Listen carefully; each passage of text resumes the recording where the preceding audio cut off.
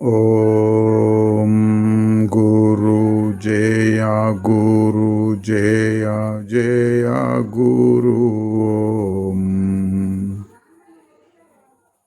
ఓం గురు జయ గురు జయ జయ గురు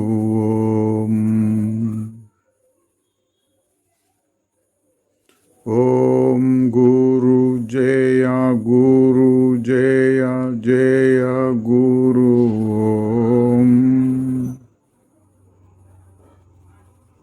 ఓం గురు జయ గురు జయ జయ గురు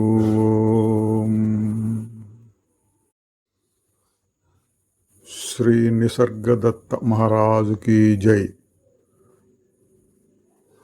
నిసర్గదత్త బోధ 7వ భాగంలోనికి వస్తున్నాం. ముందుగా క్రిందటి భాగంలోని ముఖ్యాంశాలు. మహారాజు గారు 2 లోకాలు గురించి మాట్లాడారు. వర్షం పడే సందర్భం కాబోలు మీ లోకంలో వర్షం కురుస్తోంది, మీరు తడుస్తున్నారు. నా లోకంలో అదేమీ లేదు. అక్కడ పగలు లేదు, రాత్రి లేదు, ఏ మార్పు ఉండదు, అంతా చక్కగా ఉంటుంది. నేను మీ లోకంలో ఉన్నట్లు కనపడుతుంది. నేను మీరు చెప్పేవన్నీ వింటున్నాను, సమాధానం కూడా చెప్తున్నాను. కానీ నా లోకం వేరు. మీరందరూ కలగంటున్నారు అనే నేను అనుకుంటాను. అక్కడ దేవుడు కూడా ఉండడా అని అడిగితే, ప్రపంచము, దేవుడు ఇవన్నీ కూడా భేదం కనపడ్డప్పుడే ఉంటాయి. నా ప్రపంచంలో ఏదీ ఉండదు. అక్కడ ఉన్నదంతా ఒకటే, అతి సాధారణమైనటువంటిది.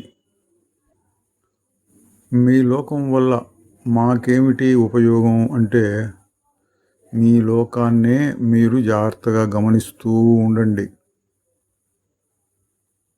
ఎప్పుడో ఒకసారి ఉన్నట్టుండి నా లోకంలోకి వచ్చేస్తారు. మీ లోకం వల్ల మాకేమైనా లాభిస్తుందా అని అడిగితే, మీకు కొత్తగా వచ్చేది ఏమీ ఉండదు. మీది కాని దానిని వదిలేసుకుంటారు అంతే అన్నారు. తర్వాత ఎవరో అన్నారు, నేను కొంచెం ఎక్కువగా చదువుకున్నాను, అవి ఇవి, అందువలన సందేహాలు ఎక్కువగా వస్తూ ఉంటాయి. మీరు పెద్దగా చదువుకోలేరు, అందువల్ల మీకు ఏ సందేహాలు లేకుండా పోయినాయి అంటే, మహారాజు గారు అన్నారు, నా గురువు కూడా నాకు ప్రతిదాన్ని ప్రశ్నించి, అనుమానించి, పరిశీలించు అనే చెప్పాడు. నేను అట్లాగే చేశాను. మీకు నాకు తేడా ఏంటంటే, నేను కాని దానిని ప్రతిదాన్ని ప్రశ్నించి నెట్టివేశాను. మీరు ప్రశ్నించి ప్రపంచంలోనే కొత్తదేదో తెలుసుకోవాలి అనుకుంటున్నారు. తర్వాత మరొకరు అడిగిన దానికి సమాధానంగా అన్నారు, దేవుడు జ్ఞాని రెండు ఒకటే. తేడా చూపించాలి అంటే, దేవుడేమో సర్వకర్త, జ్ఞాని ఏమో అకర్త, ఏమీ చేయడు అన్నారు. మళ్ళీ ఒక ప్రశ్న వచ్చింది, మీకు కోరికలు అప్పుడప్పుడు వస్తూ ఉంటాయి అన్నారు. అట్లాగే కోపం కూడా వస్తూ ఉంటుంది. సుఖదుఖాలు, పిల్ల జల్ల మీద అభిమానాలు కలుగుతూ ఉంటాయి, అవునా అన్నారు. మహారాజు గారు అన్నారు, అన్నీ ఉంటాయి, కానీ అవన్నీ నాకంటే వేరుగా చూస్తాను. కనుక ఇట్లా వచ్చి ఇట్లా పోతూ ఉంటాయి. ఏది కూడా నిలబడదు. వాటి వెంబడిబడి నేను వాటిని కొనసాగించను అన్నారు. తర్వాత నేను అన్న భావం మీద నీ మనస్సుని నిలబెట్టు. నేను ఫలానా ఫలానా అనే భావాలు క్రమంగా కరిగిపోతాయి. నేను సాక్షిని మాత్రమే అన్న భావం నిలబడుతుంది. తరువాత అది కూడా అన్నీ నేనే అన్న దాంట్లో కలిసిపోతుంది. ప్రేమ అంటే ఏమిటి? అది కూడా మనస్సులోని ఒక స్థితియే కదా అని అడిగితే, అందరిలో నన్ను చూసుకోవటం అనేదే అసలైన ప్రేమ అన్నారు. సాధన అంటే ఏదో ఒక దానిని పట్టుకుని ఉండటం. అది నేను భావం. తక్కిన వాటన్నింటినీ విడిచేయాలి. అది సాధన.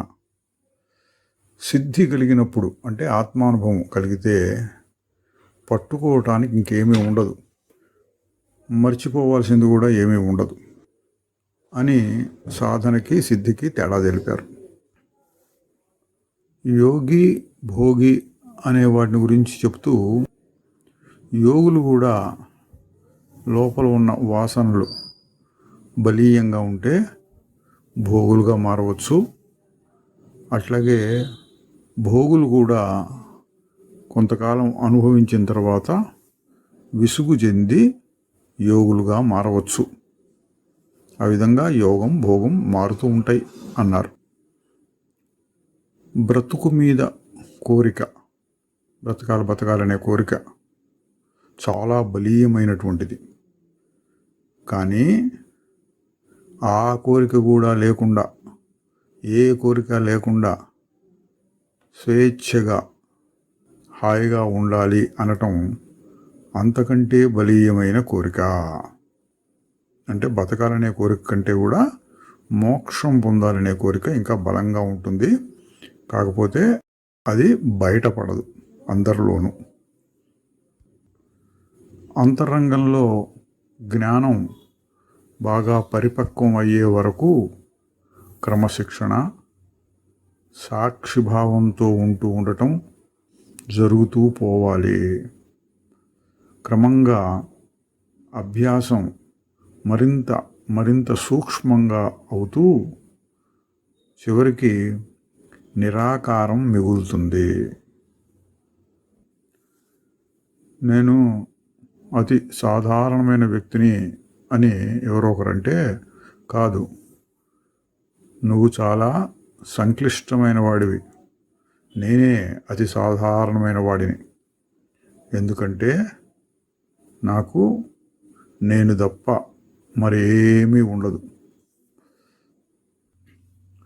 అద్వైత స్థితిలో ఆనందం ఉంటుంది అంటారు. కానీ అది మామూలుగా లోకంలో అనుకునే ఆనందం లాంటిది కాదు. అది సుఖదుఖాలేమీ లేనటువంటి మహాప్రశాంత స్థితి. నేను అది అనే భావం కూడా మనస్సులోని ఒక కల్పిత భావమే. అది అన్నప్పుడు నేను అనేది ఉండదు, నేను అన్న భావం ఉన్నప్పుడు అది ఉండదు. అనుభవంలో ఇట్లా తీసుకోవాలి. ఎంత అద్వైతం చెప్పినా ద్వైతం ఉండనే ఉంటుంది, అందులో దుఃఖం ఉండనే ఉంటుంది. కనుక అటువంటి వారికి సహాయం కావాలి కదా.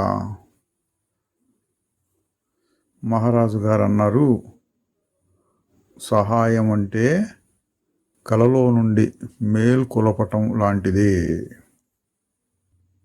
నిన్ను మేల్కొలిపేవాడు కూడా కలలోనే ఉంటాడు. ఒక పెద్ద మనిషి పాశ్చాత్య దేశం నుంచి వచ్చాడు. ఆయనకి కొన్ని గొప్ప అనుభవాలు కలిగినాయి. మహారాజు గారికి చెప్పి సరి చేసుకుందామని వచ్చాడు. ఈ సందర్భంలో మహారాజు గారు ప్రశ్నలు అడగటం, ఆయన సమాధానం చెప్పటం జరిగింది. ఆయన ఏం చెప్పాడో చూద్దాం.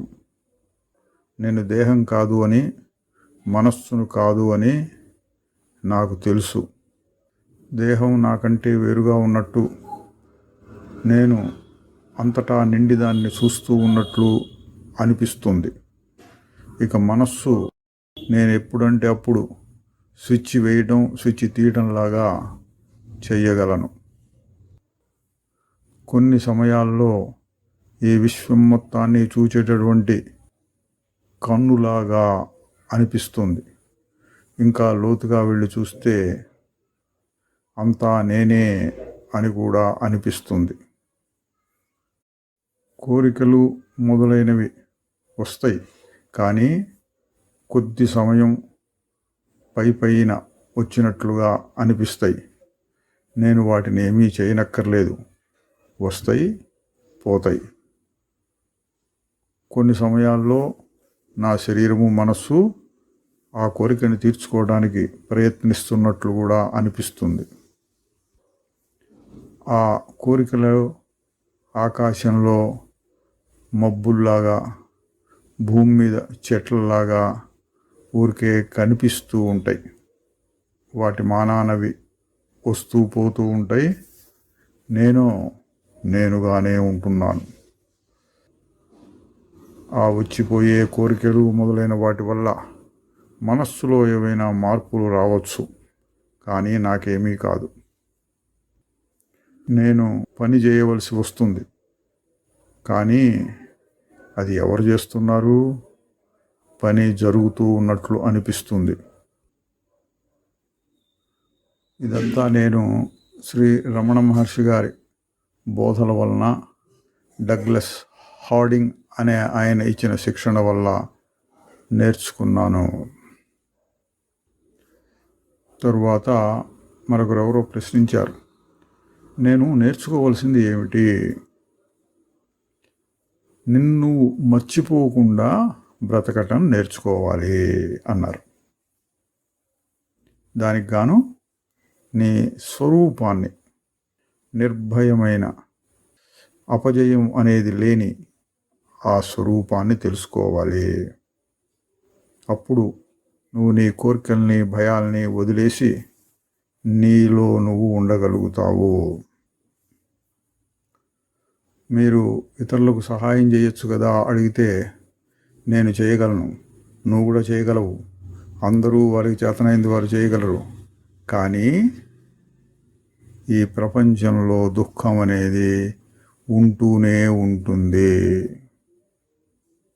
ఎందుకంటే దాని మూలం తనను తాను తెలుసుకోలేకపోవటంలో ఉంటుంది. మరి ప్రపంచాన్ని ఉద్ధరించడం ఎట్లా అంటే, ఏ ప్రపంచం గురించి మాట్లాడుతున్నావు? నీ ప్రపంచం సంగతి నువ్వు చూసుకో. నా ప్రపంచమా, దాన్ని ఉద్ధరించనక్కర్లేదు అన్నారు. ఓం శ్రీ నిసర్గదత్త మహారాజుకి జై. తరువాత అధ్యాయం 30. ప్రశ్న: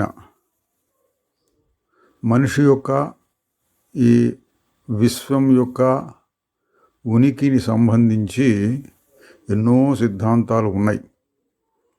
సృష్టివాదం అంటే క్రమక్రమంగా సృష్టి అయింది అనటం, మిథ్యావాదం లేదు, ఉన్నట్లుగా అనిపిస్తుంది అనటం, స్వప్నవాదం అంటే కళ లాంటిది అనటం, ఇట్లా ఇంకా ఎన్నో ఉన్నాయి. వీటిల్లో ఏది నిజం? ఇదండి ప్రశ్న. అంటే బాగా చదువు వచ్చిన వాళ్ళకి ఇటువంటి అనుమానాలు కలుగుతాయి. ఎందుకంటే అక్కడ ఇట్లా, ఇక్కడ ఇట్లా ఉంది అని. మహారాజు గారు చెబుతున్నారు, అన్నీ నిజమే, అన్నీ అబద్ధమే. నీకు ఏది నచ్చిందో దాన్ని నువ్వు గ్రహించవచ్చును. ఎందుకంటే ఈ సిద్ధాంతాలన్నీ కూడా వివరించటానికి వీలు లేని దాన్ని వివరించటానికి చేసే ప్రయత్నాలే. నీకు నచ్చిన సిద్ధాంతంతో మొదలుపెట్టి ఆచరణలో దాన్ని ప్రవర్తింపచేయి. నీవు పట్టుదలతో ఒక ఆర్తితో చేస్తూ ఉంటే సత్పదార్థం నీకు దొరుకుతుంది.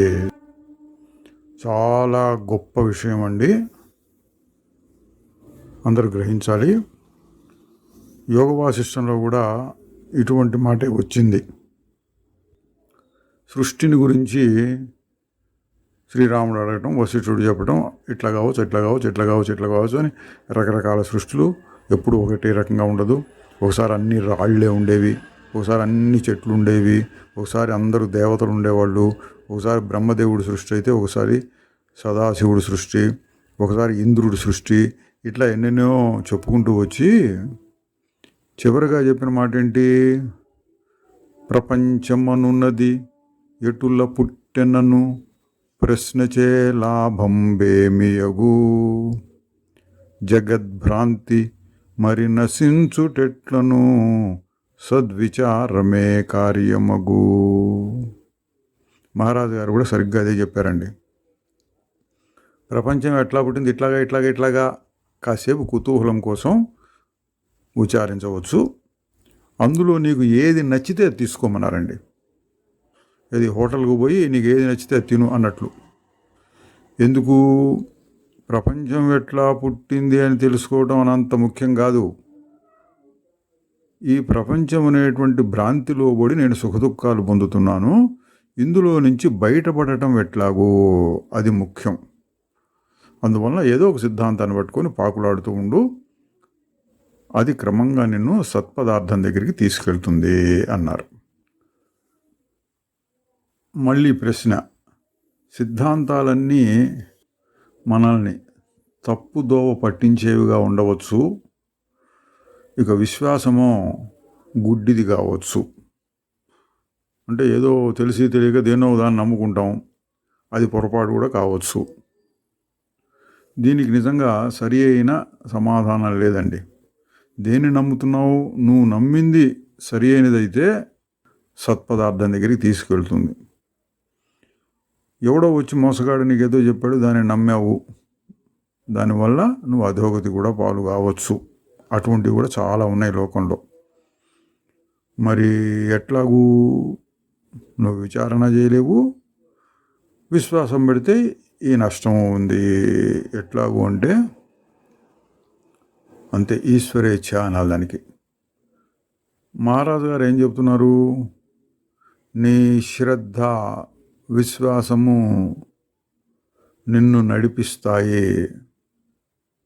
నీ లక్ష్యం స్వేచ్ఛ కొరకు, అంటే ముక్తి కోసం, మోక్షం కోసం అయి ఉంటే పనికిరాని సిద్ధాంతాలని, పనికిరాని విశ్వాసాలు, పద్ధతుల్ని నీవు వదలగలిగేటట్లు చేస్తుంది. ఇది నీ శ్రద్ధ, విశ్వాసం. సరి అయిన దానికోసం నీ కోరిక ఉండాలి. మోక్షమే మోక్షమే మోక్షమే నాకు కావాలనే కోరిక ఉంటే ఒకవేళ తప్పుదోవల్లో పడినప్పటికీ నువ్వు అందులో నుంచి త్వరలోనే బయటికి రాగలుగుతావు. ముఖ్యమైనది ముముక్షుత్వం. అందుకనే శాస్త్రంలో చెప్తారు, వైరాగ్యము, ముముక్షుత్వం చాలా ముఖ్యమైనటువంటి లక్షణాలు. ఇవి లేకుండా విచారణ చేసినా ఉపయోగం లేదు, గుడ్డిగా యహోదాన్ని నమ్మినా లాభం లేదు. పునాదిలో వైరాగ్యం, ముముక్షత్వం ఇటువంటి గొప్ప లక్షణాలు ఉంటే విచారణలో కానీ విశ్వాసాన్ని బట్టి కానీ పొరపాటు పడినా మనకి గమ్యం దొరకదు. కాబట్టి ఎక్కడో పొరపాటు పడ్డానే అని తెలుసుకుని మళ్ళీ అందులోంచి బయటకు వచ్చి సరి అయిన మార్గాన్ని పట్టుకోవడానికి అవకాశం కలుగుతుంది. ఈశ్వరుడు కూడా అటువంటి వారికి సరి అయిన మార్గాన్ని చూపిస్తాడు. మళ్ళీ ప్రశ్న, కోరిక, ప్రారబ్ధ కర్మ, ఇందులో ఏది బలవత్తరమైనది? ఇది కూడా చాలాసార్లు వస్తూ ఉంటుందండి. ప్రారంధమా, పురుష ప్రయత్నమా, ఈశ్వరేచ్ఛ అని. మహారాజు గారు చెప్తున్నారు, కోరిక వల్లనే ప్రారంధం కలుగుతుంది. ఇది కూడా నిజమండి. ఎందుకంటే ఈరోజు మనం దేన్ని ప్రారంధం అంటున్నామో అది ఒకప్పుడు మనం కోరికతో పురుష ప్రయత్నం చేసి అప్పుడు ఫలితాన్ని పొందలేకపోతే ఇప్పుడు అది వస్తుంది. అంటే ఎప్పుడు మనం సొంత కోరికతో చేసిందే, లేకపోతే ప్రారంధం ఎక్కడి నుంచి వస్తుంది?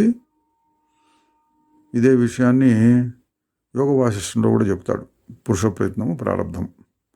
ప్రారంధం అనేటువంటిది లేదు అనే దాన్ని పక్కన పెట్టి అంతా పురుష ప్రయత్నమే అనుకుంటూ నువ్వు మోక్షం కోసం ప్రయత్నం చెయ్యి. ఇది మనం ఆచరణలో ఇవ్వగలిగినటువంటి సూచన. వశిష్ఠ మహర్షి ఇచ్చింది అది. మళ్ళీ ప్రశ్న, కోరిక వలన ప్రారంధం అంటారు, ప్రారంధం వలన కోరికలు వస్తున్నాయి అంటారు. మరి ఇక నేను నాకు కావాల్సిందేదో అది సరిగా కోరటానికి తగిన అవకాశం ఎప్పుడు వస్తుంది? మహారాజు గారు చెప్తున్నారు, నువ్వు ఇప్పుడే స్వేచ్ఛగా ఉన్నావు. నీకు ఏం కావాలో అది కోరుకో, వస్తుంది. ఇది కూడా ఒక వేదాంత సూత్రం అండి. యద్భావం తద్భవతి అని, ఏది కోరుకుంటే జరుగుతుంది. యోగులు, దేవతలు అట్లాంటి వాళ్ళకి అప్పటికప్పుడు ఆ కోరిక నెరవేరేటువంటిది, అప్పటికప్పుడు సిద్ధి, వరాలు లేక శాపాలు అవన్నీ కూడా పెట్టగలిగిన శక్తులు అవన్నీ ఉంటాయి. మరి సాధారణమైనటువంటి వ్యక్తులకి కూడా ఒక శక్తి ఉంటుంది. వెంటనే కాకపోవచ్చు. ఆ కోరిక బాగా తీవ్రంగా ఉంటే ఎప్పటికైనా ఫలిస్తుంది. ఇప్పుడు కాకుండా మరొకసారి అది ఫలిస్తే దాన్నే మనం ప్రారంధం వలన ఇది జరిగింది, చెడు కానీ మంచి కానీ అనుకుంటూ ఉంటాం. ఆయన మళ్ళీ ప్రశ్న, నాకు ఏది కావాలో అది కోరుకోవటానికి కూడా నాకు స్వేచ్ఛ ఉన్నట్టు అనిపించడం లేదు. ఒకవేళ దానిని కోరుకున్నా దానికోసంగా సరి అయిన ప్రయత్నం చేయలేకపోతున్నాను. ఈ మనస్సుని నా అదుపులోకి తెచ్చుకోవటం తేలికగా కనపడటం లేదు. నన్ను ఎక్కడ మొదలు పెట్టమంటారు? మహారాజు గారు తన పద్ధతిలో చెప్పారు, నువ్వు ఎక్కడ ఉన్నావో అక్కడి నుంచే మొదలుపెట్టు. నీవు ఇప్పటికిప్పుడే ఇక్కడిక్కడే నీ స్వరూపాన్ని తెలుసుకోగలవు. ఆయన మళ్ళీ ప్రశ్న, అంతేనా? అంటే స్వరూపాన్ని తెలుసుకోవడమే కాదు, ఇంకా ఎన్నో చేస్తే అప్పుడు నాకు ప్రపంచంలో కావాల్సినవన్నీ కూడా దొరుకుతాయి అన్న అర్థంలో. మహారాజు గారు చెప్తున్నారు, అంతేను, అంతకంటే ఎక్కువ ఏమీ లేదు. నీ స్వరూపాన్ని తెలుసుకోవాలి, అంతకంటే ఎక్కువ లేదు. మళ్ళీ ప్రశ్న, నేను మెలకువలో ఉన్నప్పుడు, స్వప్నంలో ఉన్నప్పుడు కూడా నా గురించి నేను తెలివితోనే ఉంటున్నాను, అయినా నాకదేం సహాయపడటం లేదు కదా. మహారాజు గారు, నువ్వు దేన్ని గురించి ఎరుకలో ఉన్నావు? నీ ఆలోచనలు, నీ భావాలు, నీ అనుభవాలు, నువ్వు చేసేటువంటి కర్మలు. కానీ నీ గురించి నీవు ఎరుకలో లేవు. గమనించవలసిన విషయం అండి. అయితే వివరణ అక్కర్లేదు, ఎందుకంటే మహారాజు గారు ఎప్పుడు చెప్పేది అదే. అన్నీ తెలుస్తున్నాయి, కానీ నీ గురించి నీకు తెలియటం లేదు. తెలియకపోగా అవన్నీ నేను అనుకుంటున్నావు. ప్రశ్న, ఇప్పుడు కొత్తగా మరి నేనేం చేయాలి? అవన్నీ కాకపోతే ఇప్పుడు నేను కొత్తగా నేర్చుకోవాల్సింది ఏమిటి? మహారాజు గారు, నీ దృష్టిని మరల్చాలి.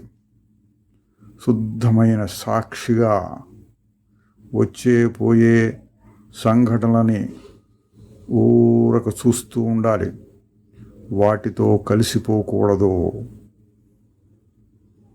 మళ్ళీ ఆయన ప్రశ్న, ఆ విధంగా చేస్తే నాకేం ఒరుగుతుంది? మహారాజు గారు, ఆ విధంగా నీ స్వరూపం కోసం నువ్వు ప్రయత్నిస్తూ ఉంటే నీ మనస్సు నీ అధీనంలోకి వస్తుంది. ఇందాక ఆయన అడిగాడు కదా, మనస్సు నా అధీనంలో రావట్లేదు, ఏం చేయలేకపోతున్నానని. అది నీకు అదే లాభం వస్తుంది అన్నారు. మళ్ళీ ప్రశ్న, అప్పుడు ఈ ప్రపంచంలో ఉన్న ఈ గందరగోళం మొత్తాన్ని నేను సర్దుబాటు చేయగలుగుతానా అంటే, చూడండి, ఈయనకి చాలా పెద్ద లక్ష్యం ఉంది. ఏంటి? మోక్షం అనే లక్ష్యం కాదు, ప్రపంచం మొత్తాన్ని సర్దుబాటు చేయాలి. పట్టనంగానే ప్రపంచంలో ఎక్కడ ఏ విధమైనటువంటి దుఃఖాలు లేకుండా అందరూ హాయిగా ఉండగలగాలి, అటువంటిది ఏదో లక్ష్యం ఉన్నట్టుంది. నా స్వరూపాన్ని నేను తెలుసుకుంటే ప్రపంచంలో ఉన్న గందరగోళాన్ని నేను సరిచేయగలుగుతానా? అది మహారాజు గారు చెప్తున్నారు తన పద్ధతిలో. ప్రపంచంలో గందరగోళం లేదు, అదంతా నీ మనస్సు సృష్టిస్తున్న గందరగోళమే అని ఇంకా చెప్పారు. దుఃఖము, సుఖము, బాధలు, కోర్కెలు, భయాలు, వీటన్నిటి మూలాన్ని పట్టుకో, పరిశీలించు, పరిశోధించు, అవగాహనకి తెచ్చుకోవడానికి ప్రయత్నం చెయ్యి. మళ్ళీ ప్రశ్న, ఈ శరీరం నేను కాదు అని తెలుసుకుంటే కోరికల నుండి, భయాల నుండి విముక్తిని పొందుతానా? మహారాజు గారు చెప్తున్నారు, ఒక శరీరము, మనస్సు ఉన్నంత వరకు శరీరాన్ని రక్షించుకునే ప్రయత్నము, ఆకర్షణలు, వికర్షణలు ఇవన్నీ ఉంటూనే ఉంటాయి. కానీ వాటితో నీకు సంబంధం ఉండదు. నీ దృష్టి అంతా వాటిపైన కాకుండా మరొక దాని మీద ఉంటుంది. అప్పుడు నిన్ను ఏది కదిలించలేదు. దృష్టి మరొక దాని మీద ఉంటుంది అంటే ఏంటంటే, శుద్ధ చైతన్యం, సాక్షి స్వరూపం, దాన్ని చూడడానికి ఎప్పుడు ప్రయత్నం చేస్తూ ఉంటే ఈ మనస్సు స్థాయిలో, శరీరం స్థాయిలో చేయటువంటి సుఖ దుఃఖాలేవి నీకు సంబంధం లేనట్టుగా ఉంటాయి, వస్తుంటాయి, పోతుంటాయి. ప్రశ్న, అయినా అవి ఉంటూనే ఉంటాయి కదా, పూర్తిగా 100% వాటి నుండి విముక్తిని పొందలేమా? మహారాజు గారు, నీవు ఇప్పుడే పూర్తిగా స్వతంత్రుడివి. అంటే నాకేం లేదు అని ఎప్పుడు తెలుసుకుంటే అప్పుడే నువ్వు స్వేచ్ఛను పొందినవాడు అవుతావు. అంటే నీ ప్రయత్నం అంతా దాన్ని తెలుసుకోవటం కోసమే ఉండాలి, కానీ ప్రపంచాన్ని ఉద్ధరించడం మొదలైనవి కావు అని సందేశం. తరువాత అధ్యాయం 31. ప్రశ్న, మిమ్మల్ని చూస్తుంటే బీదవారిలాగా కనిపిస్తున్నారు. ఆ బీదతనంలోని సమస్యలన్నింటినీ, అట్లాగే మీ ముసలితనాన్ని అందరిలాగానే అనుభవించవలసి వస్తోంది. మహారాజు గారు అంటున్నారు, నేను చాలా ధనవంతుడుగానే ఉన్నాను అనుకో, అందువల్ల వచ్చే తేడా ఏంటి? నేనుగానే ఉన్నాను, అంతకంటే వేరుగా ఏమైనా అయిపోతానా? నేను ధనికుణ్ణి గాను, బీదవాణ్ణి గాను, నేనే. మళ్ళీ ప్రశ్న, కానీ మీరు సుఖాన్ని, దుఃఖాన్ని అనుభవిస్తున్నారు కదా? మహారాజు గారు, వాటిని మనశ్చైతన్యంలో, అంటే జీవ చైతన్యం, అందులో అనుభవిస్తూ ఉన్నాను. కానీ నేను ఆ మనస్సు, ఆ చైతన్యము కాదు, అందులో ఉండే రకరకాల చలనాలు కాదు. మళ్ళీ ప్రశ్న, మీరు ఏమంటారు? మన యథార్థ స్వరూపంలో అంతా ఒకటే అని. మరి మా అందరి అనుభవం కంటే వేరైనటువంటి అనుభవం మీకు ఎలా వచ్చింది? మహారాజు గారు, నా యథార్థ అనుభవంలో తేడా ఏమీ ఉండదు. దానికి నేను ఇచ్చే విలువ, దాన్ని నేను చూచే దృష్టి మాత్రమే మార్పుగా ఉంటుంది. మీరు చూసే ప్రపంచాన్నే నేను కూడా చూస్తున్నాను, కానీ మీరు చూసే పద్ధతిలో కాదు. అందులో ఏదో పెద్ద మాయా మర్మం ఏమీ లేదు. ఎవరైనా ప్రపంచాన్ని తన అభిప్రాయాల దృష్టి నుండే చూస్తారు. నా దృష్టి ఏమంటే, ప్రపంచం నాకంటే వేరుగా ఉన్నది అనుకోను. అందువలన ఒకదాన్ని కోరటం కానీ మరొక దానికి భయపడటం కానీ ఉండదు. మళ్ళీ ప్రశ్న, మీరు ఈ ప్రపంచంలో ఒక జ్యోతిలాగా ఉన్నారు. అంటే ఒక గురువు లేక మార్గదర్శి పెద్దవారిలాగా ఉన్నారు అని. అందరూ అలా ఉండరు. మహారాజు గారు, నాకు ఇతరులకు ఏ విధమైన భేదము లేనే లేదు. తేడా అల్లా నన్ను నేను ఎరుగుదును. అంతా నేనుగా ఉన్నాను. అది నేను రూఢి చేసుకున్నాను. మీకో అది లేదు. మళ్ళీ ప్రశ్న, అంటే మనలో ఏదో తేడా ఉన్నట్లే కదా అన్నారు. చూడండి లాజిక్.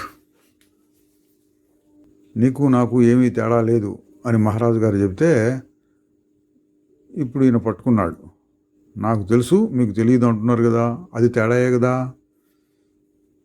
అని అడిగితే మహారాజు గారు అంటున్నారు, లేదు, మనం ఏ విధంగానూ వేరుగా లేము. మొన్న తేడా అల్లా మనస్సులోనే ఉంది. అది కూడా తాత్కాలికం. నేను నీలాగే ఉండేవాణ్ణి, నువ్వు నాలాగా కాబోతున్నావు. ఇదండి. ఈ మార్గంలో అడుగు పెట్టారు అంటే ఎప్పటికైనా సిద్ధి వస్తుంది. ఎంత సమయం పడుతుంది, ఎన్ని సంవత్సరాలు పడుతుంది, లేక ఎన్ని జన్మలు పడుతుంది, దాని గురించి కంగారు పడకుండా మహారాజు గారు చెప్పినటువంటి ధైర్యం మాట ఏంటంటే, ఒకప్పుడు నేను నీలాగే ఉండినాను, కొంతకాలానికి నువ్వు నాలాగానే అవుతావు. మళ్ళీ ప్రశ్న, కొందరు యోగులు ఈ ప్రపంచాన్ని దేవుడు ఒక ఉద్దేశ్యంతో సృష్టిస్తున్నాడు, ఆయన ఒక ప్రణాళిక ప్రకారం దీన్ని నడుపుతున్నాడు, ఆ ఉద్దేశ్యం చాలా మంచిది, ఆయన చాలా విఘ్నతతో దీన్ని నడుపుతున్నాడు. మహారాజు గారు, ఇదంతా అశాశ్వతమే. నేను శాశ్వతమైన దాన్ని గురించి చెప్తూ ఉంటాను. దేవుళ్ళు, వారి ప్రపంచాలు వస్తూ ఉంటాయి, పోతూ ఉంటాయి. అవతారాలు కూడా అంతు లేకుండా వాటి కాలాల్లో అవి వస్తూ పోతూ ఉన్నాయి. అయితే మనందరం ఎక్కడ ఉండాలో అక్కడే ఉంటున్నాం. భూత భవిష్యత్ వర్తమానాల్లో ఉండే దేవతలు వారి ప్రపంచాలన్నిటికీ మూలమైన కాలాతీతమైన వస్తువు గురించి నేను మాట్లాడుతున్నాను. ఇక్కడ దేవుళ్ళు దేవతలు అంటే అండి సృష్టిలో వచ్చిపోయే దేవతలు. వేదాంతం ప్రకారం నామము రూపము ఉన్న దేవతలందరూ వచ్చిపోయేవాళ్ళు. సృష్టికి పూర్వం కూడా ఏ పరమాత్మ ఉంటాడో అది సత్ ఏదో ఉన్నది అని మాత్రమే చెప్పగలం. అంతకంటే వేరుగా ఎక్కువ ఏం చెప్పలేం. అటువంటి దేవుని గురించి నేను మాట్లాడుతున్నాను. నువ్వేమో ఈ సృష్టి ఆ సృష్టి చేసే దేవుళ్ళు ఆ స్థాయిలో మాట్లాడుతున్నావు అని అన్నారు. తర్వాత మళ్ళీ ఇంకొక ప్రశ్న, అసలు యథార్థం ఏమిటి? మనకు అగుపించే బయట ఉండేదా, లేక మనం అనుకుంటూ ఉండేదా? నాకేమనిపిస్తుందంటే ఇట్లా బయట దృశ్యంగా ఉన్న ఈ విశ్వమే నిజమైనటువంటిది. అంతరంగంలో నాకుండేటటువంటి భావాలన్నీ మారిపోతూ ఉంటాయి, తాత్కాలికమైనటువంటివి. కానీ మీరు మీ లోపల ఉన్నటువంటి మీ ఆంతరంగికమైనటువంటి స్థితులనే సత్యం అంటున్నారు. బయట ఇట్లా స్పష్టంగా గట్టిగా వస్తువుల్లాగా కనిపించే ప్రపంచానికి అస్తిత్వాన్ని నిరాకరిస్తున్నారు. అంటే అదండి జగత్ మిథ్య అంటాం చూడండి. అట్లా మీ లోపల కనబడేటటువంటి ఆ పరమాత్మ ఇంకోటి ఏదైనా చెప్పండి, అటువంటి దానికి మీరు బాగా విలువ ఇచ్చి బయట కనిపించేటువంటి ప్రపంచానికి మీరు విలువ ఇవ్వటం లేదు అని ఆయన కంప్లైంట్ లాగా అడిగాడు మహారాజు గారు.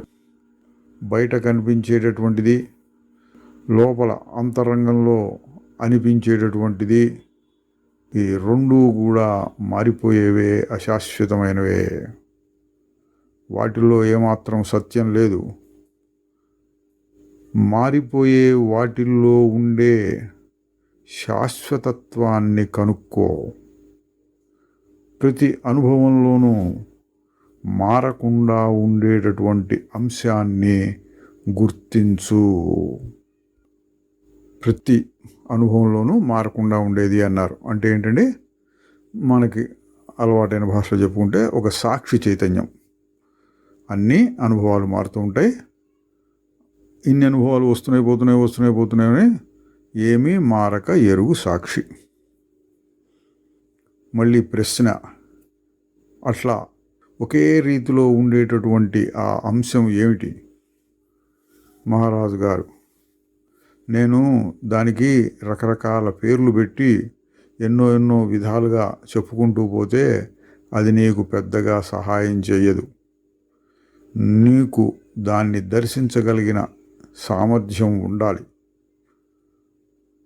కనుచూపు సరిగ్గా లేనివాడు అదిగో ఆ చెట్టు కొమ్మ మీద చిలక ఉన్నది చూడమంటే అతడు ఎంత ప్రయత్నించినా దాన్ని చూడలేడు.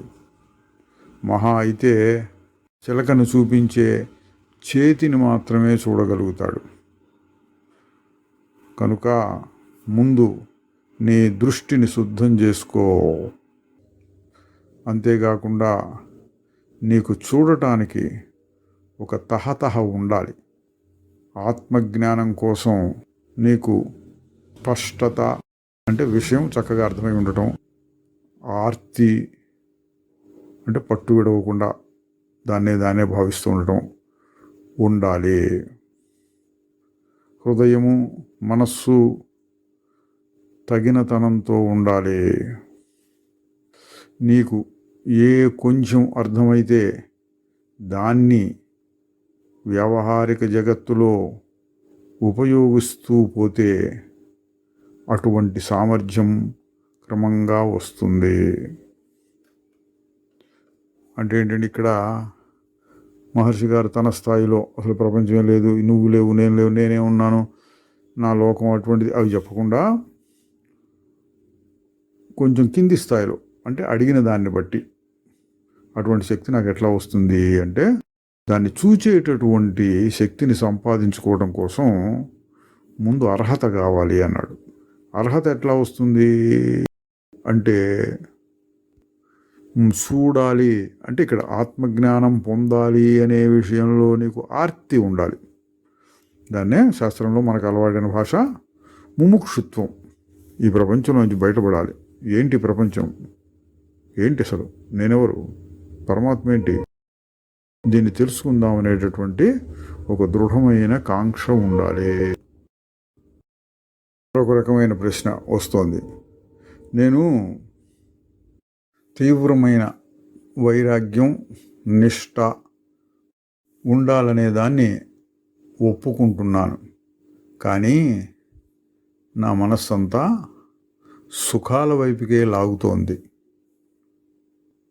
ఆ సుఖాల కోసం పరుగులెత్తే అలవాటు, దుఃఖాన్ని తప్పించుకోవాలనే తపన ఎంతగా ఉన్నదంటే, నా సత్సంకల్పాలన్నీ సిద్ధాంతంలో మాత్రమే ఉంటున్నాయి, రోజువారీ జీవితంలో అవి కనపడటం లేదు. అంటే వైరాగ్యం చాలా గొప్పదని నేను ఒప్పుకుంటున్నాను, కానీ అట్లా ఉండలేకపోతున్నాను అని మహారాజు గారు అంటున్నారు. ఆ సమస్య నీది కాదు, అది నీ మనస్సుది మాత్రమే. నీ మనస్సు నుండి వేరు చేసుకునే అభ్యాసాన్ని మొదలుపెట్టు. గట్టి పట్టుదలతో, ప్రయత్నంతో నీకు నువ్వు గుర్తు చేసుకుంటూ పో. ఏమని? నేను మనస్సును కాను, ఆ సమస్యలేవి నావి కావు అని. ఇదండి మన శుద్ధ జ్ఞాన యోగంలో చెప్పేవి. వైరాగ్యం నాకు లేదు ఎట్లాగో అని అడిగితే, నువ్వేదో ఒక పూట తిండి మానేసేయి, లేదా నీళ్ళల్లో మునిగి తపస్సు చేయి, అటువంటి సాధనలు చెప్పకుండా శుద్ధ జ్ఞాన మార్గంలో సాధన ఏంటి? మహారాజు గారు ఎప్పుడు చెప్పేదే, మనస్సు నీది కాదు, నీ స్వరూపాన్ని నువ్వు చూసుకో. ఆయన మళ్ళీ అడుగుతున్నాడు, నాకు నేను ఎన్నిసార్లు ఎంతగా ఈ మనస్సు నేను కాదు, దాని సమస్యలు నావు కాదు అని చెప్పుకుంటూ ఉన్నా మనస్సు ఉండనే ఉంటుంది, అందులో ఉండే సమస్యలు ఉండనే ఉంటాయి. నాలో ఆర్తి సరిగ్గా లేదు అని మీరు అనొద్దండి. ఇంకా ఎక్కువ ఆర్తి శ్రద్ధ కావాలి అనొద్దు, ఎందుకంటే అవి లేవు అని నేను ఒప్పుకుంటున్నాను కదా. అందువలన నేను ఏం చేయాలి ఇప్పుడు అది చెప్పండి. అంటే ఏంటంటే, మీలాంటి స్థాయి నాకు కావాలి, కానీ అర్హత లేదు, నేను ఒప్పుకుంటున్నాను, మీరు ఏం చేస్తారో మీ ఇష్టం అన్నట్లుగా ఏం చెప్తూ ఉంటే మహారాజు గారు అంటున్నారు, ఓ చాలా మంచిది, కనీసం ఆ విధంగా నువ్వు అడుగుతున్నావు, మంచిదే, మొదలు పెట్టచ్చు.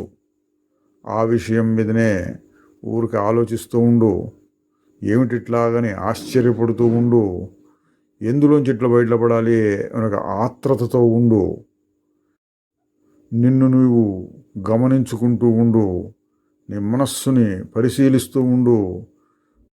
ఆ పరిశీలన పైనే పూర్తి దృష్టిని నిలిపి ఉంచు. త్వరగా ఫలితం వస్తుంది అని ఆశించకు. వచ్చే మార్పుల్ని నీవు గుర్తించలేకపోవచ్చు, నీకు తెలియకుండానే నీ మనఃపరిస్థితుల్లో మార్పు కలుగుతూ ఉంటుంది. ఇక్కడ గమనించవలసింది ఏంటంటే, నాకు వైరాగ్యం లేదు, తీవ్రమైన నిష్ఠ లేదు, కానీ ఆత్మానుభవం అటువంటి గొప్ప స్థితులు కావాలి అంటే మహారాజు గారు ఏమన్నారు, సరే కొంతవరకు మంచిదే, అది ఒప్పుకున్నావు కాబట్టి దాని మీదనే దృష్టి పెట్టు. ఏంటి మనసు ఎట్లా ఉంది, ఏంటి మనసు ఎట్లా ఉంటుంది, ఆ స్థితి కలగాలి, ఆ స్థితి కలగాలంటే మనసు ఇట్లా ఉంటే ఎట్లాగూ, దాని గురించే ఆలోచిస్తూ ఉండు. క్రమంగా మార్పు వస్తుంది. ప్రస్తుతం నీకున్న స్థితి నీ పైన నీకు ఏకాగ్ర దృష్టి లేకపోవటం వల్లనే. అంటే పైన చెప్పినట్లు నిన్ను నువ్వు పరిశీలించుకుంటూ ప్రతి క్షణం ఏంటి మనసు ఇట్లా ఉంది, నేను ఇట్లా ఉన్నా, నాకు ఇట్లా జరుగుతుంది, ఏం కావాలి, ఏం రావట్లేదు, ఎందుకు ఇట్లా ఉండలేకపోతున్నాను, ఈ విషయాల మీదనే దృష్టిని నిలిపి ఉంచు. ఆ విధమైనటువంటి ఏకాగ్ర దృష్టి లేకపోవటం వల్లనే ప్రస్తుతం నీకున్నటువంటి స్థితి. నీవు ఆ విధంగా దృష్టిని నిలిపి ఉంచితే నీకు అది ఫలిస్తుంది. మళ్ళీ ప్రశ్న, కేవలం దృష్టిని నిలిపినంత మాత్రం చేతనే నాలో తేడా వస్తుందా అన్నాడు. మహారాజు గారు సమాధానం, ఇప్పటి వరకు నీ జీవితమంతా తమోగుణం రజోగుణం అంటే మందగుడిగా చాంచల్యంగా గడిచిపోయింది. ఏకాగ్రత, చురుకుతనం, ఎరుకతో ఉండటం, స్పష్టంగా తెలుసుకోవటం, ఇటువంటివన్నీ నీ ఏకాగ్ర పరిశీలన వల్లనే వస్తాయి. ఇదంతా సత్వగుణ సంబంధమైనటువంటిది. సత్వగుణం తమో రజోగుణాలని తీసివేసి నీ స్వభావాన్ని ఆత్మస్వభావంతో సమానంగా చేయడానికి పనికొస్తుంది. అంటే అందరు చెప్పేదేనండి, రజోతమో గుణాలు తగ్గించుకొని సత్వగుణం రావాలి. అయితే ఇది ఎట్లా వస్తుంది సత్వగుణం అంటే? మహారాజు గారు చెప్పింది, నిన్ను నువ్వు ఎప్పుడు పరిశీలించుకుంటూ ఉండు. ప్రతి క్షణం, ప్రతి ఆలోచనని, ప్రతి పనిని, ప్రతి సుఖాన్ని, దుఃఖాన్ని, నువ్వు చేయగలిగిన దాన్ని, చేయలేకపోయిన దాన్ని పరిశీలిస్తూ ఉంటే అది సత్వగుణం. ఎందుకు సత్వగుణం అంటే? తెలివి ఎక్కువ ఉంటుంది, తెలుసుకోవడం, చురుకుతనం. ఆ విధంగా నువ్వు అభ్యాసం చేస్తూ ఉంటే సత్వగుణం పెరిగి నీకు ఫలితం కనపడుతుంది. మళ్ళీ ఒక ప్రశ్న అండి, ఇది కొంచెం సిద్ధాంతపరమైన ప్రశ్న. అయినా నన్ను నేను ఎట్లా తెలుసుకోగలను? నన్ను నేను తెలుసుకోవాలంటే నాకు నేను వేరుగా ఉండాలి కదా. నాకు నేను వేరుగా ఉంటే అది నేనెట్లా అవుతుంది? అందువలన నన్ను నేను తెలుసుకోవడం కుదరదు అనుకుంటాను. మహారాజు గారు చెప్తున్నారు, అది యథార్థమే. నీవు నీ ముఖాన్ని చూడలేవు, కానీ అద్దంలో దాని ప్రతిబింబాన్ని చూసుకోగలుగుతావు. నిర్మలమైనటువంటి అద్దంలో నీ ముఖం ప్రతిబింబించినట్లుగా నిన్ను నువ్వు చూసుకోవటానికి శుద్ధమైనటువంటి చైతన్యం అనే అద్దం కావాలి. ఇక్కడ అద్దం లాంటి చైతన్యం అంటే మనస్సు అనండి, శుద్ధమైన మనస్సు. మళ్ళీ ప్రశ్న, అటువంటి స్వచ్ఛమైన అంటే నిర్మలమైనటువంటి అద్దాన్ని ఎట్లా పొందవచ్చు? మహారాజు గారు, ఏముంది, మలినాన్ని తీసేయడం ద్వారానే. మలినాలేవో చూడు, వాటిని తీసేస్తూ ఉండు. ఇదే పూర్వం నుండి చెప్తూ వస్తూ ఉన్న బోధ. మళ్ళీ ప్రశ్న, దృశ్యం అంటే కనిపించేవన్నీ మలినాలేనా? మహారాజు గారు, అన్నీ మలినాలే. ప్రశ్న, అంటే ఈ ప్రపంచం మొత్తం ఒక మలినమేనా? మహారాజు గారు, అవును అంతే. మళ్ళీ ప్రశ్న, అయ్యో ఎంత భయంకరమైన పరిస్థితి, ఈ విశ్వం ఎందుకు పనికిరానిదా? మహారాజు గారు చూడండి, ఆయనకి తగినట్టుగా వ్యంగ్యంగా చెబుతున్నాడు. కాదు, అది చాలా గొప్ప విలువతో ఉన్నది. ఏంటంటే దాన్ని దాటిపోతే నువ్వు నీ స్వరూపాన్ని కనుక్కోగలుగుతావు. ఆ విధంగా సహాయం చేస్తుంది. దాన్ని దాటిపోతే నీ స్వరూపం తెలుస్తుంది. ఆ విలువ దానికి ఉన్నది అంటున్నారు. ప్రశ్న, అటువంటి ప్రపంచం ఎందుకు వచ్చింది? మహారాజు గారు చక్కని సమాధానం చెప్పారు. అది ఆగిపోయినప్పుడు నీకే తెలుస్తుంది. అంటే దాన్ని ఆపటం ముఖ్యం. ప్రపంచం అంటే ప్రపంచం అనే భావనని ఆపినప్పుడు, నీ స్వరూపం నీకు తెలిసినప్పుడు ప్రపంచం ఎందుకున్నదో ఎందుకు వచ్చింది తెలుస్తుంది. అంటే అసలు ప్రశ్నలు ఉండవు నీ స్వరూపాన్ని నువ్వు తెలుసుకుంటే. ఎందుకు ఇట్లా సమాధానం చెప్పారంటే, ఇది ఒక అతీతమైన ప్రశ్న. చాలా వస్తాయి ఇట్లాంటి సిద్ధాంతపరంగా చర్చించుకుంటూ పోస్తే సమాధానం చెప్పడానికి వీల్లేనటువంటి ప్రశ్నలు. ప్రపంచం ఎందుకు వచ్చింది, ఎప్పుడు వచ్చింది, ఇవి సమాధానం చెప్పలేరు ఎవరు. చెప్పినా దాని మీద మళ్ళీ విమర్శలు, ప్రతి విమర్శలు వస్తాయి. మనకు కావాల్సిందేంటి, ప్రపంచాన్ని అంతం చేయడం. అది చేసి చూడు, తర్వాత నీకే తెలుస్తుంది అన్నారు. మళ్ళీ ప్రశ్న, అసలు ఎప్పటికైనా దానికి అంతం ఉంటుందా అంటే ప్రపంచానికి? మహారాజు గారు, ఉంటుంది నీకు. చూడండి, ఆయన అట్ల తినడం ప్రశ్నలు వేస్తుంటే వీరు కూడా అట్లా వ్యంగ్యంగా సమాధానం చెప్తున్నారు. ప్రపంచం నీకు నశిస్తుంది, నీకు అంతం. తక్కిన వారందరికీ ఉంటుందా ఉండదా అనవసరం, నీకైతే ఉండదు. ఆయన మళ్ళీ, అసలు ఎప్పుడు మొదలైంది?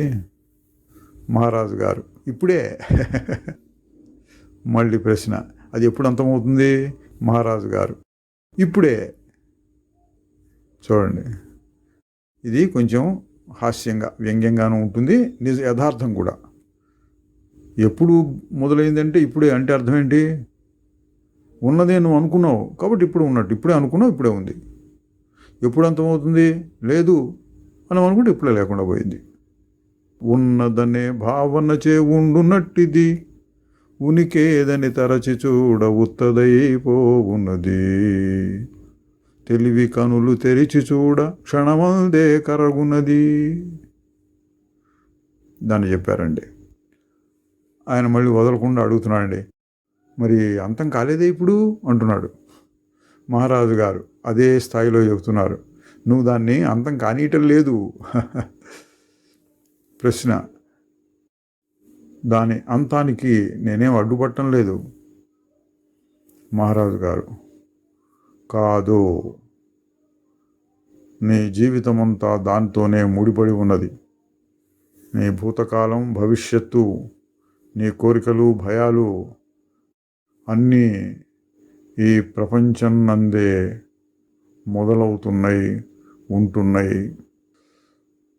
ప్రపంచం లేకపోతే నువ్వు లేవు అని ఇక్కడ ఏ స్థాయిలో చెప్పారండి? ఒక్కోసారి ఆత్మ గురించి చెప్పేటప్పుడు ప్రపంచం లేకపోయినా నువ్వు ఉంటావు అని చెప్తూ ఉంటాం, అది సాధారణంగా జ్ఞాన పద్ధతి. ఇక్కడ ఆయనకు తగినట్టుగా నువ్వు ఎప్పుడు దాంట్లోనే కొట్టుకుంటున్నావు కాబట్టి నీకు సంబంధించినంత వరకు నువ్వు ఉంటే ప్రపంచం ఉంటుంది, ప్రపంచం ఉన్నంతకాలం నువ్వు ఉంటూనే ఉంటావు అని ఇంకా కొంచెం పొడిగించి చెబుతున్నారు. దానికి అతీతంగా వేరుగా ఉండే పదార్థం నందు నువ్వు అడుగుపెట్టు, అప్పుడు నీకంతా స్పష్టము, తేలిక అవుతుంది. అంటే ప్రశ్నిస్తూ పోవటం కాదు, సిద్ధాంతాలకు అంతం ఉండదు. ఏదో రకంగా అతీతమైన పదార్థంలో అడుగుపెట్టు. అదే మనం చెప్పుకునే ఆగి చూడు.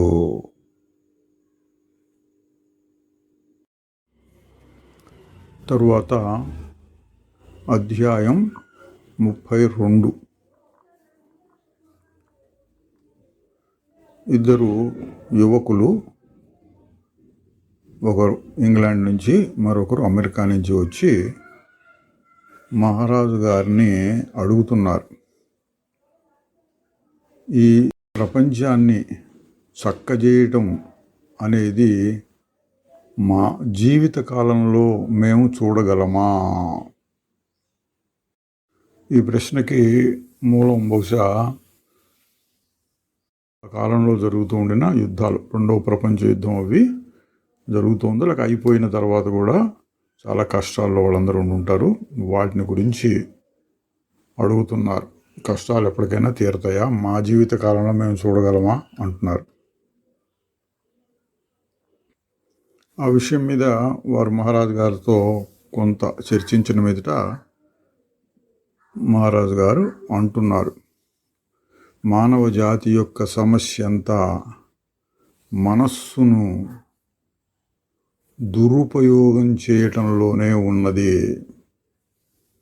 భయము, ఆశలు మనస్సును దుర్వినియోగపరచుకోవడమే. సరి అయిన ఉపయోగం ఏమంటే ప్రేమ, జీవనము, సత్యము, సౌందర్యము మొదలైన వాటిల్లో మనస్సును ఉపయోగించటం. వారు విన్నారు. ఇది చెప్పటం తేలికే కానీ సత్యము, ప్రేమ, సౌజన్యము ఇవన్నీ ఎక్కడి నుంచి పట్టుకొస్తాం ఈ ప్రపంచంలో ఇంతమంది కోసం? మహారాజు గారు అన్నారు, ఆ లక్షణాలని అందరిలో నింపాలి అని నేను చెప్పడం లేదు. ముందుగా నీతోటి మొదలుపెట్టు. నీ సంగతి చూచుకో, నీ మీదనే దృష్టిని నిలుపుకో, నిన్ను నువ్వు సరిచూసుకో. మానసికంగాను ఉద్రేకాలలోనూ సరిచూచుకో. ప్రపంచంలో రావాల్సిన ఆర్థిక, సాంఘిక, సామాజిక, రాజకీయ మొదలైన సంస్కరణల గురించి మీరు మాట్లాడుతున్నారు. వాటన్నింటినీ సంస్కర్తలకు వదిలేయండి.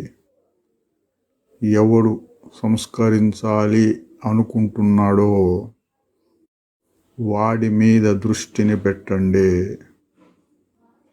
స్వయంగా తాను అజ్ఞానంగా, జడంగా, ఆశలతోటి, అసూయలతోటి, లోభితనంతో నిండి ఉన్నవాడు ప్రపంచాన్ని ఏం చేయగలుగుతాడు?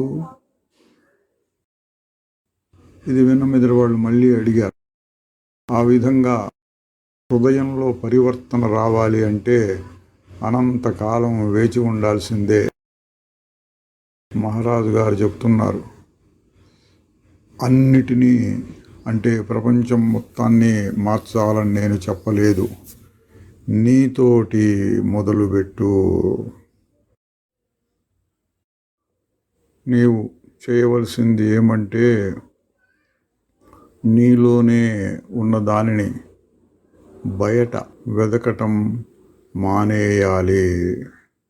అంటే ఏ శాంతి, సౌహాతృత్వము, ప్రేమ ఇవన్నీ కావాలంటున్నావు ప్రపంచంలో, వాటిని నీ అంతరంగంలో ముందు చూసుకో అన్నారు. మళ్ళీ ప్రశ్న, ఎందరో సాధువులు, యోగులు పుట్టారు, చనిపోయారు. వారు ఈ ప్రపంచాన్ని ఏమీ మార్చలేదు. మహారాజు గారు తన పద్ధతిలో సమాధానం చెప్తున్నారు. వారు ఎలా చేయగలరు ఆ పని? వారి ప్రపంచం వారిది, నీ ప్రపంచం నీది అంటున్నారండి. వాళ్ళు వచ్చి దేన్ని సంస్కరిస్తారు? నీ ప్రపంచాన్ని నువ్వు నిలబెట్టుకుంటూ ఉంటే దాన్ని వారేమీ చేయలేరు అంటున్నారు.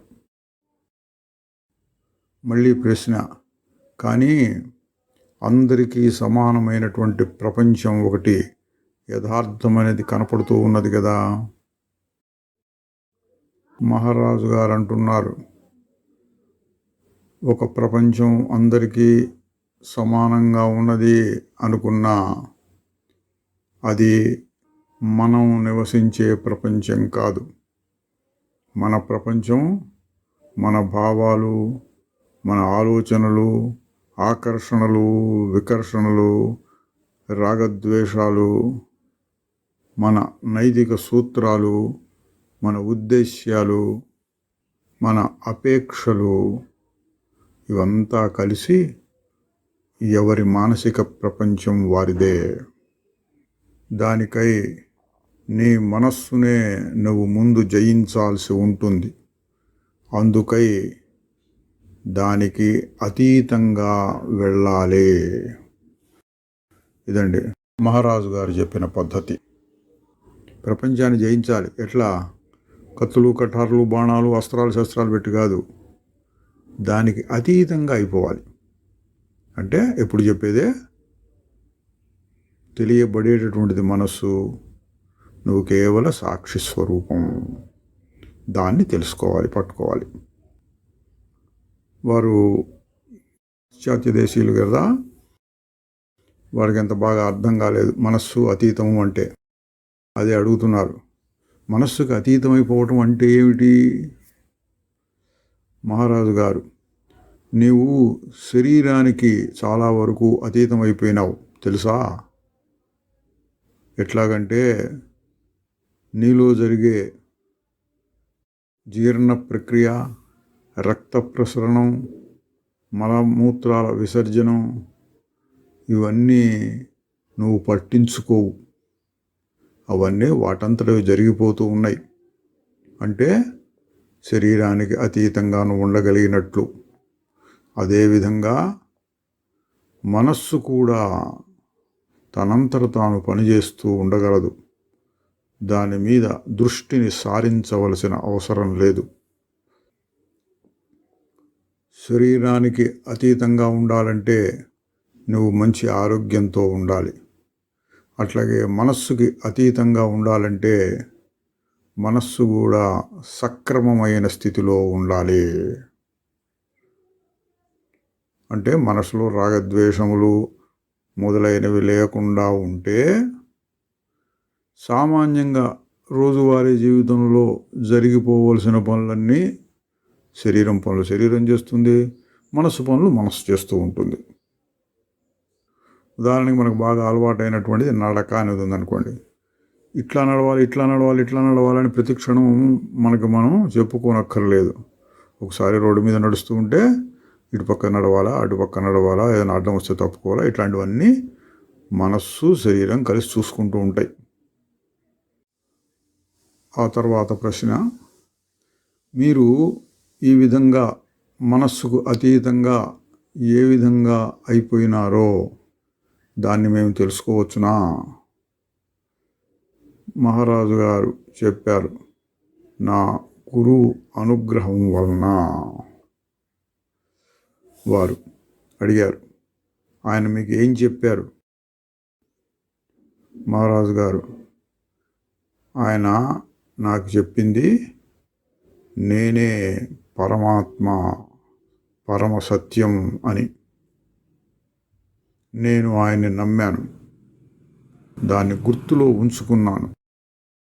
మళ్ళీ ప్రశ్న, అంతేనా అన్నారు. అంటే ఒక చిన్న మాట విని దాన్ని గుర్తుపెట్టుకోమని అయిపోయిందా అని. మహారాజు గారు, అవును అంతే, నేను ఆయన చెప్పిన మాటల్ని గుర్తు పెట్టుకున్నాను. వాళ్ళు ఇంకా ఆశ్చర్యంలోనే ఉన్నట్టున్నారు. అంత మాత్రం సరిపోయిందా?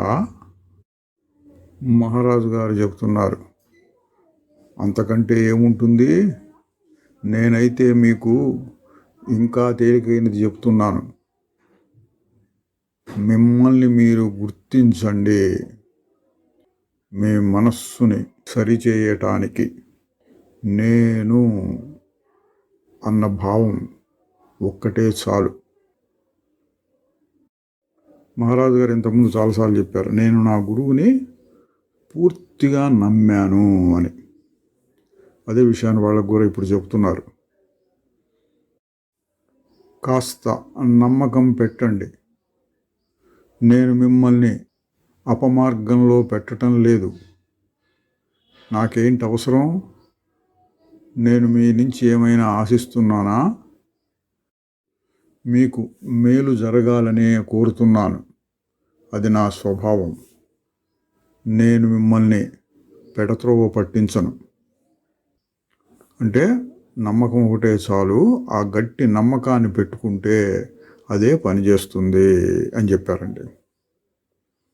సాధారణంగా ఈ జ్ఞాన మార్గంలో నమ్మకం అనేది కావాలి, విశ్వాసం. గురు శాస్త్రముల మీద విశ్వాసమే శ్రద్ధ అంటారు. శ్రద్ధ అనేది ఒక లక్షణం. ఆ తర్వాత విచారణ అనేది కూడా వస్తుంది. శ్రవణ మనన నిధిధ్యాసనలు అని. ఇది సాధారణంగా జరిగే పద్ధతి. కొంతమంది అంటే మహారాజు లాంటి వారు పూర్తిగా 100% గట్టిగా నమ్మిన వారు శాస్త్రాలు మొదలైన వాటిని విని అర్థం చేసుకుని మననం చేసి ధ్యానం చేసి అంత పరిశ్రమ లేకుండా పొందగలిగారు. ఇప్పటికి కూడా అటువంటి వారు ఉన్నారు. కేవలం నమ్మకం. అయితే చాలా తక్కువ మంది.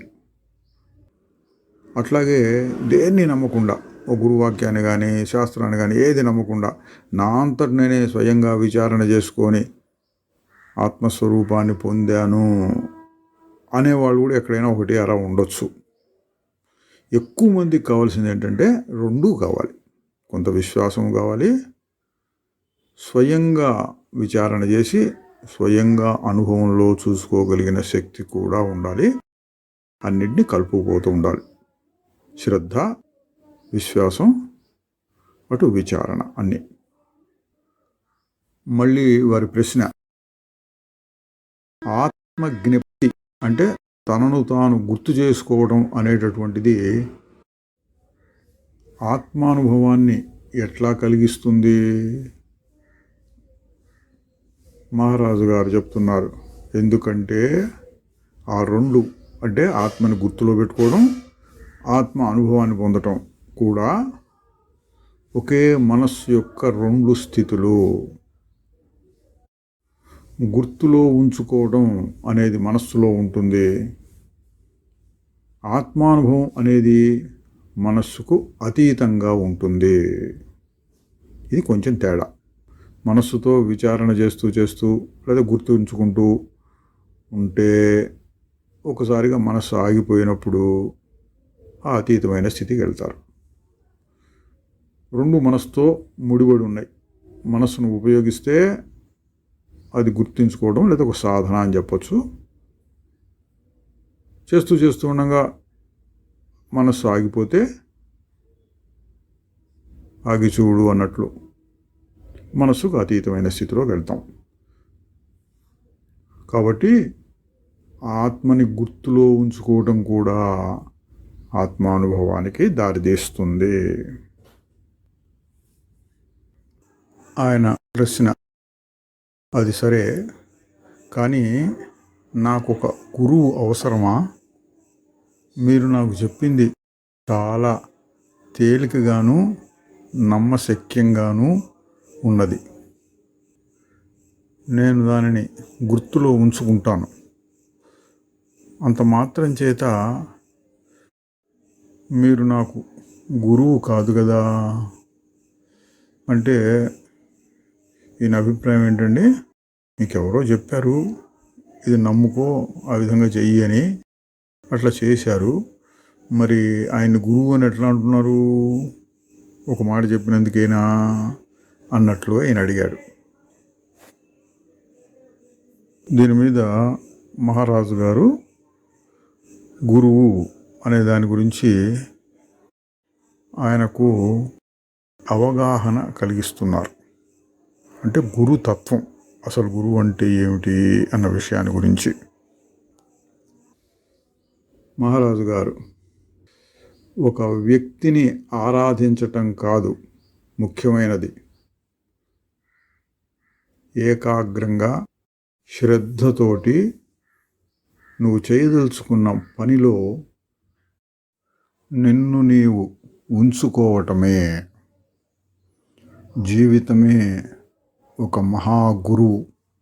అది బోధించే పాఠాలను శ్రద్ధతో గ్రహించు, దాని ఆదేశాలను వినయంతో స్వీకరించు. అంటే తెలుసుకున్నవాడికి జీవితంలో ప్రతి సంఘటన జ్ఞానాన్ని బోధిస్తుంది. నీకు వచ్చే బోధ బయట నుండి వస్తున్నట్లు అనిపిస్తే అది బాహ్య గురువు, ఒక వ్యక్తి లాంటిది. జీవితం నుంచి నువ్వు సూటిగా వాటిని గ్రహించగలిగితే అప్పుడు గురువు లోననే ఉంటాడు. ఇది కూడా ఒక ముఖ్యమైన విషయం అండి. రమణ మహర్షి గారు కూడా ఇలాగే చెప్పేవారు. ఈశ్వరుడు, గురువు, ఆత్మ మూటిని గురించి చెప్పి ఈశ్వరుడు ముందు అందరినీ ఏదో ఒక పద్ధతిలో నడిపిస్తూ ఉంటాడు. వీడు పుణ్యాలు బాగా చేసి సత్కర్మాచరణం, దైవభక్తి మొదలైనవి బాగా ఉన్నప్పుడు బాహ్యంలో ఒక గురువుగా తోచి, అంటే ఈశ్వరుడే బాహ్యంలో ఒక గురువుగా వచ్చి బాహ్యంలో బాగా అర్థమయ్యేటట్లు బోధిస్తే కొంత అభివృద్ధి పొందినటువంటి సాధకుడికి తరువాత తన అంతరంగంలోనే తరువాత చేయవలసిన పనులు తోస్తూ ఉంటాయి. ఏం చేయాలి, ఏ విధంగా ఇప్పుడు నేను సాధన చేయాలి, ఏమనుకోవాలి, అవన్నీ లోపలే అనిపిస్తూ ఉంటాయి. అది అంతరంగ గురువు అన్నారు. ఇంకా కొంతకాలం చేస్తే తన ఆత్మస్వరూపం బయటపడ్డప్పుడు, అంటే ఆత్మానుభవంలో ఉన్నదొక్కటే అనే తత్వం తెలిసి వస్తుంది. అప్పుడు చూస్తే ఈశ్వరుడు, గురువు, ఆత్మ అంతా ఒకటే. అదే విషయాన్ని ఇక్కడ మహారాజు గారు కూడా చెప్పారు. సాధకులు గ్రహించవలసింది ఏంటంటే తమ స్థాయిని బట్టి మొదట్లో బాహ్యంగా ఒక గురువు ద్వారా ఉపదేశాలను పొందాలి. కొంత అభివృద్ధి కలిగితే, మనస్సులో సత్వగుణం బాగా పెరిగితే లోపల నుంచే ఆదేశాలు వస్తాయి. మొదట్లోనే నా గురువులో నుండి నన్ను నాకు ఇట్లా బోధిస్తున్నాడు, ఆ విధంగా నేను ప్రవర్తిస్తున్నాను అనుకుంటే మోసపోయే అవకాశం కూడా ఉంది. అందువలన తగిన సమయంలో అంతర గురువును గుర్తించాలి. అనుమానం వచ్చినప్పుడు మళ్ళీ ఒక బాహ్య గురువు దగ్గర దాన్ని సరిచూచుకుంటూ ఉండాలి. ఆయన మళ్ళీ అడుగుతున్నారండి, భారతదేశపు ఆధ్యాత్మిక సాంప్రదాయంలో ఒక సాధు లేక సత్పురుషుడు యొక్క సమీపంలో ఉండటం మోక్షానికి చాలా ఉపయోగిస్తుంది. అది చేయగలిగిన వాళ్ళు మరే ఇతర సాధనను చేయనక్కరలేదు అని ఉన్నది. అంటే వీళ్ళు భారతీయ సాంప్రదాయాలను కూడా చదివి వచ్చారనమాట అండి. అందువలన తమరు కూడా ఒక ఆశ్రమాన్ని నెలకొల్పి అక్కడ ముముక్షువులు బహుకాలం మీతో, అంటే మీ సాన్నిధ్యంలో ఉండగలిగేటట్లుగా చేయవచ్చును కదా అన్నారు. మహారాజు గారు చెప్తున్నారు, ఒకసారి ఏదైనా సంస్థను పెట్టుకుంటే అందులో నేను బందీనైపోతాను అన్నారు. రమణ మహర్షి గారు కూడా అలాగే అనేవారండి. కొండ మీద ఉన్నప్పుడు స్వేచ్ఛగా ఉండేవాళ్ళం, ఈ ఆశ్రమాన్ని నిర్మించి నన్ను ఈ సోఫాలో కట్టిపడేశారు అంటుండేవారు. మహారాజు గారు ఇంకా చెప్తున్నారు, సమీపంలో సాన్నిధ్యంలో ఉండటం అంటే ఆయన దగ్గర కూర్చుని అదే గాలిని పీల్చుకుంటూ ఉండటం అని కాదు. నమ్మకం, వినయం, విధేయత, ఆ గురువు బోధించిన మంచి విషయాలను పోనివ్వకుండా మనస్సులో పదిలంగా పెట్టుకోవటం, అది సాన్నిధ్యం అంటే. నీ గురువును ఎల్లప్పుడూ హృదయంలో అట్టిపెట్టుకో, ఆయన ఉపదేశాలన్నింటినీ గుర్తులో ఉంచుకో, అదే సత్యమునందు యథార్థమైన నిలకడ అన్నారండి. ఇది చాలా ముఖ్యమైన ఉపదేశం, ముఖ్యంగా ఈ కాలం వాళ్ళకి. పూర్వకాలంలో ఉన్నట్టుగా ఓ గురువుగారు, ఆయన దగ్గర ఆశ్రమంలో చాలామంది సాధకులు, ఎక్కువగా సన్యాసులు ఉంటూ ఉంటారు. ఆ సన్నిధి మాత్రం చేత వాళ్ళు ఆధ్యాత్మికంగా ఎదుగుతారు అనేది చాలామందికి కుదరని విషయం. రమణ మహర్షి గారి పద్ధతిలో కూడా అదే జరిగింది. కొద్దిమంది ఆశ్రమంలో ఉండేవారు, ఇంకా కొద్దిమంది ఆశ్రమం చుట్టుపక్కల ఏమైనా ఇళ్ళు అద్దెకి తీసుకొని ఉంటూ ఉండేవారు. కానీ అనేకులు ఆయన చుట్టూ ఉన్నవాళ్ళు 100 మంది ఉంటే వేల సంఖ్యలో ఉండేవాడు. ఎక్కడో ఉండి కూడా వారు చెప్పిన బోధల్ని ఉపయోగించుకోగలిగిన వాళ్ళు. ఇప్పుడు మహారాజు గారు చెప్పింది కూడా అదే. దగ్గర ఉండటం అంటే ఆ గురువు బోధని హృదయంలో పదిలంగా పెట్టుకోవటం. భౌతికంగా దగ్గర ఉండటం అంత ముఖ్యమేమీ కాదు. నీ జీవితం మొత్తం గురువు ఎడల విశ్వాసము, భక్తి నిండి ఉండేటట్లు చూసుకో. అదే గురువుతో కలిసి ఉండటం అన్నారు.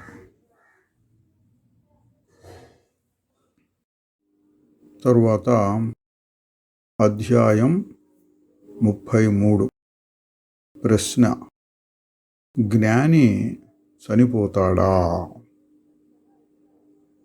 మహారాజు గారు: అతను జీవితానికి మరణానికి అతీతుడు. పుట్టటం చావటం తప్పనిసరి అని మనకి అనిపిస్తుంది, కానీ అతనికి అవి చిన్న చలనాలు మాత్రమే. ఎక్కడ నిశ్చలమైన దానిలో చిన్న చలనాలు, మార్పు లేని దానిలో చిన్న మార్పులు ఉన్నట్లు అగపడటం. జ్ఞాని దృష్టిలో ఏది పుట్టటము లేదు, ఏది చావటము లేదు, ఏది ఉండటము లేదు, ఏది మారటము లేదు. కాలంతో సంబంధం లేకుండా ఉన్నది ఉన్నట్లుగా ఉంటుంది. తరువాత సిద్ధాంతపరమైనటువంటి చర్చ చాలా వచ్చింది. మనం వాటిని వదిలేసి ముఖ్య అంశాలను మాత్రం ఇప్పుడు చూద్దాం. నేను శరీరము మనస్సు కలిసిన జీవుణ్ణి అనే భ్రమ ప్రస్తుతం ఉన్నది. ఎందుకంటే దాన్ని విచారణ చేయలేదు కాబట్టి. విచారణ చేయకపోవడం అనే దారం మీద మనస్సులోని రకరకాల స్థితులు వచ్చిపోతున్నాయి. అది ఎట్లాంటిదంటే అన్ని వైపులా మూసి ఉన్న గదిలోని చీకటి లాంటిది. చీకటి ఉన్నట్లు అగుపిస్తుంది. తలుపులన్నీ తెరిస్తే ఆ చీకటి ఎక్కడికి పోతుంది? ఎక్కడికి పోదు. ఎందుకంటే చీకటి అనేది మొదటి నుంచి లేదు, ఉన్నట్లు అనిపించింది. మనస్సు యొక్క అన్ని స్థితులు, అందులో కనిపించే నామ రూపాలు అవన్నీ కూడా విచారణ లేకపోవటం వలన, ఊహాశక్తి వల్ల, గుడ్డి నమ్మకం వలన కలుగుతున్నాయి. అంటే జగత్తు ఉన్నది ఉన్నది ఉన్నది అందరూ అంటున్నారు, మనం అంటున్నాం అది ఒక గుడ్డి నమ్మకం లాంటిది అంటున్నారు. ఇక్కడ గమనించవలసిన అంశం ఏంటంటే వెలుతురు ఒక పదార్థం. వెలుతురు ఉన్నది, వెలుతురు లేదు అని మనం చెప్పుకోవచ్చు. మరి చీకటి ఒక పదార్థం కాదు. వెలుతురు లేకపోవడానికి చీకటి అని పేరు పెట్టాం. పేరు మాత్రమే ఉంది, పదార్థం లేదు. అందువలన చీకటి ఉన్నది, చీకటి పోయింది అనేదానికి అర్థం లేదు. జాగ్రత్తగా చూస్తే మనం ఖచ్చితంగా చెప్పాలంటే ఏమనాలి? వెలుతురు లేదు, ఇప్పుడు వెలుతురు వచ్చింది, కానీ చీకటి అనేది ఒకటి ఉన్నట్లు మనం భావించటం వలన దానికి ఒక ఉనికి మనమే కల్పిస్తున్నాము, నిజంగా లేదు. ఒక ప్రశ్న, ప్రస్తుతం నేనున్న స్థితిలో నేను శరీరము అనే భావం దానంతటది వస్తూ ఉన్నది. నేను శుద్ధ చైతన్యం అనే భావము బలవంతంగా పెట్టుకోవలసి వస్తున్నది, కానీ అనుభవంలోకి రావటం లేదు. ఇది సాధకులకు ఉండేటటువంటి సమస్య అండి. దాదాపుగా అందరి సాధకులకు ఇదే. మహారాజు గారు ఆయన స్థాయిలో కాకుండా ఈయన చక్కగా ప్రశ్నించాడు అనుకుని ఆయన స్థాయిలో చెప్తున్నారు. అవును, నేను శుద్ధ సత్వము అంటే ఉనికి అనే విషయాన్ని బలవంతంగానే తనకు తాను మళ్ళీ మళ్ళీ గుర్తు చేసుకుంటూ ఉండటము, నేను ప్రత్యేకంగా ఇది అది కాదు అని గుర్తు చేసుకుంటూ ఉండటమే సాధన. మారిపోయే వాటిల్లో ఏది శాశ్వతంగా ఉంటుందో దాన్ని గుర్తించు. అసత్పదార్థాల వెనక ఏది సత్యంగా ఉంటుందో దాన్ని గుర్తించు. ఇదే సాధన అని సాధకులకు తగినట్లుగా ఇక్కడ బోధించారండి. తెలుసుకోవడానికి, వ్యాఖ్యానించడానికి విశేషం ఏం లేదు, కానీ చాలా ముఖ్యమైన అంశం కాబట్టి గుర్తుంచుకోవాలి. ఆత్మానుభవము అన్ని అనుభవాలకు అతీతమైనటువంటిది. మళ్ళీ ప్రశ్న, అయినా నేనెవరు అన్న ప్రశ్న ఉపయోగిస్తుంది కదా మహారాజు గారు. జీవ చైతన్యంలో అంటే ప్రస్తుతం ఉన్న శరీరము, మనసు స్థాయి చైతన్యంలో నేనెవరు అన్న ప్రశ్నకు సమాధానం లేదు. అందువలన ఆ ప్రశ్నను పరిపరిగా పెట్టుకుంటూ ఉంటే ఆ చైతన్యాన్ని అంటే జీవ చైతన్యాన్ని దాటి వెళ్ళటానికి సహకరిస్తుంది. అంటే సాధకులకు అది మంచిదే అని చెప్పినట్లయిందండి. మరొక ప్రశ్న, ఈ సాధన తీవ్రంగా చేయాలంటే అంతరంగంలో విసుగు, ఇంగ్లీష్లో బోర్డమ్ వస్తూ ఉన్నది. మరి దాన్ని ఎట్లా నివారించుకోవాలి? మహారాజు గారు తమోగుణము, రజోగుణము కలిసి సత్వగుణాన్ని నొక్కి పెడుతున్నాయి. వాటిని జయించాలి. సత్వగుణం విజృంభించేటట్లు చేయాలి. అది క్రమంగా వస్తుంది, దానంతటదే వస్తుంది. అంటే సత్వగుణం పెరిగి ఆ విసుగు, చాంచల్యం మొదలైనవి తగ్గుతాయి అన్నారు. మరి అలాగైతే ప్రస్తుతం ఏం ప్రయత్నం చేయనక్కర్లేదా అని అడిగితే మహారాజు గారు చెప్తున్నారు, ప్రయత్నం ఎప్పుడు కావాలో అప్పుడు అది వస్తుంది. ఎప్పుడు ఏ ప్రయత్నము లేకుండా ఉండాలో అప్పుడు అది వస్తుంది. ఇది కూడా చాలా ముఖ్యమైన పాయింట్ అండి. మొదట్లో సాధన చాలా శ్రద్ధగా, పట్టుదలతో చేస్తూ ఉండాలి. ఒక స్థాయికి వచ్చిన తర్వాత అదే జరగటం మొదలు పెడుతుంది. ఎట్లాగూ అంటే ప్రపంచంలో ఎన్నో విషయాలు వాటంతరం గుర్తు రావట్లా, మనకి సుఖదుఖాలు వాటంతరం రావట్లా. అట్లాగే ఆత్మ సంబంధమైన విషయాలు కూడా వాటంతటవి గుర్తొస్తాయి. దాన్నే సద్వాసన, చిద్వాసన, జ్ఞానవాసన అని చెప్పొచ్చు. తక్కిన వాసనలాగానే జ్ఞానం కూడా ఒక వాసన అయింది అని. అందుకని గమనించుకోవాలి తాను ఏ స్థితిలో ఉన్నాడో. ఇంకా తీవ్రమైన సాధన చేస్తూ ఉండాలా, లేక వదిలేసినా పర్వాలేదా? దానంతది సాధన జరుగుతూ ఉంటే మనం ప్రత్యేకంగా ప్రయత్నం చేయక్కర్లేదు. శ్రీ నిసర్గదత్త మహారాజుకి జై. చిదానందరూప శివోహం శివోహం.